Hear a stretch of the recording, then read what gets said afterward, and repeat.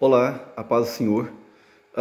Muitas pessoas se perguntam por que Deus permite que tantas pessoas se afastem da igreja ao longo da história. Algumas igrejas surgem, crescem, expandem, depois algumas outras começam a perder membros. Algumas pessoas perdem a fé e começam inclusive a criticar coisas que acontecem na igreja. Inclusive, isso levou até a expansão do ateísmo ao longo dos séculos, né? Várias filosofias de descrentes, né, surgiram ao longo da história, apontando o dedo principalmente contra a cristandade. Muitos ateus, né, o nome já indica, odeiam, claro, todas as crenças, mas existe uma atenção em especial para o cristianismo, sabemos disso. E onde a gente encontra isso na Bíblia? Por que Deus permite isso? Não é exatamente que Deus permita, é o próprio comportamento humano, seja dentro ou fora da igreja. Você vai procurar lá no livro de Romanos, a carta de Paulo aos Romanos, capítulo 2, um pedacinho do capítulo 3. Em Romanos 2, capítulo 2, versículo 1, está assim: Meu amigo, você julga os outros? Não importa quem você seja, não tem desculpa de jeito nenhum. Porque quando julga os outros e faz as mesmas coisas que eles fazem, você está condenando a você mesmo. Nós sabemos que Deus é justo quando condena os que fazem essas coisas. Mas você, meu amigo, faz as mesmas coisas que condena nos outros.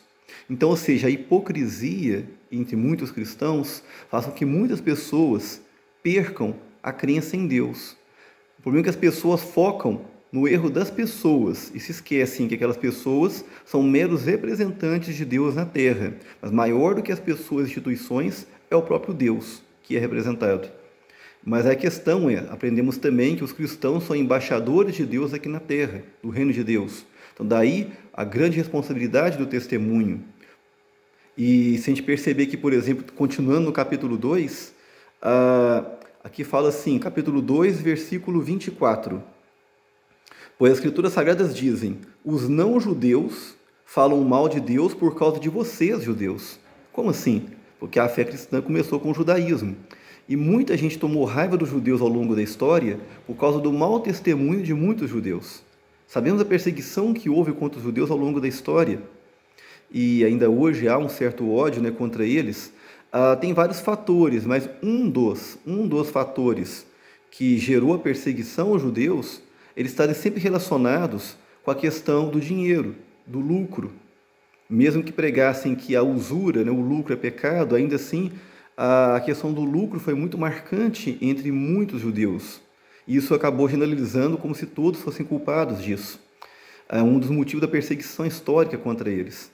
E o problema é que essa visão da prosperidade material também entrou na igreja ao longo dos séculos e fez com que muita gente se tornasse descrente, né, com a própria igreja, inclusive erroneamente acusando Deus de ser a origem desses erros, dessa falta de testemunho, não entendendo que as instituições humanas, o nome já indica, são formadas por seres humanos.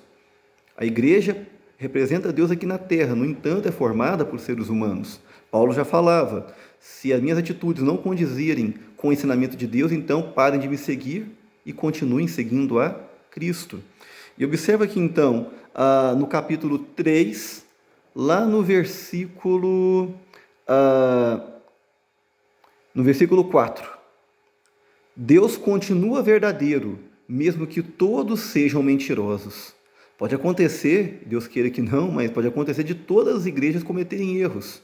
E de repente todo mundo querer fechar todas as igrejas por vários erros que elas possam estar cometendo. Heresias, apostasias, injustiças sociais e sabe-se lá o que mais. Mas Deus continua sendo o mesmo. Então, independente de denominação, independente de onde se está, o cristão tem a obrigação de ser representante de Deus aqui na terra. A carga de responsabilidade é muito grande. Deus continua sendo Deus. Então, que as pessoas procurem fazer jus ao santo nome do Senhor, dando o devido testemunho, para se justificar cada vez menos o ódio, heresias e blasfêmias contra o nome do Senhor. Amém? Até a próxima, então.